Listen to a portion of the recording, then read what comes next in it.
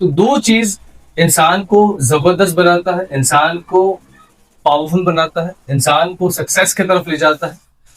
उस दो चीज में सबसे पहली चीज है इंसान की अपनी कैरेक्टर, कि आप कौन है, कैसे हैं, किस तरह से। दूसरी जो चीज है वो है इंसान का लहजा, यानी कि उसका साउंड, उसकी वॉइस, उसकी बातें। लोग कहते हैं कि your words can destroy someone और कैन हील समवन। सिंपल एक छोटा सा एग्जांपल अगर हम देखें कि भाई एक तलवार जो है कि इंसान को फिजिकली डैमेज कर सकता है कि नहीं। बट हम सब की बातें किसी इंसान को, हम सब की अगर कोई कड़वी बातें किसी इंसान को लग जाए तो वो उस इंसान का हार्ट को ब्रेक कर सकता है, उसके दिलो दिमाग तक आपके लिए नफरत पैदा हो सकती है। हमारी जबान में एक भी हड्डियां नहीं, लेकिन इस जबान में इतनी ज्यादा ताकत है कि एक इंसान को बिल्कुल डिस्ट्रॉय कर सकता है, और यही जबान एक इंसान को हील कर सकता है।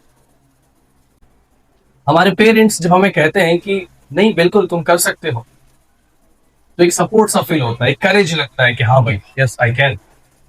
हमारे उस्ताद, हमारे टीचर्स वो कहते हैं कि यस मुझे तुम्हारे ऊपर ट्रस्ट है, तुम कर सकते हो, तुम बेहतर बन सकते हो, तो हमें एक अच्छा फील होता है। ये वर्ड्स उनके निकले हुए हैं।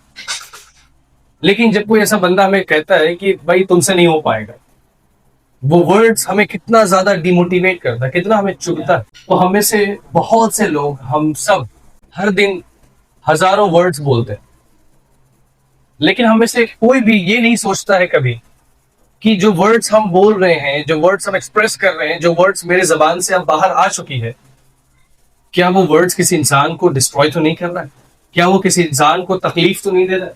क्या वो किसी इंसान के अपने लिए, मेरे लिए, अपने दिल में कोई नफरत का घर तो नहीं बना रहा है?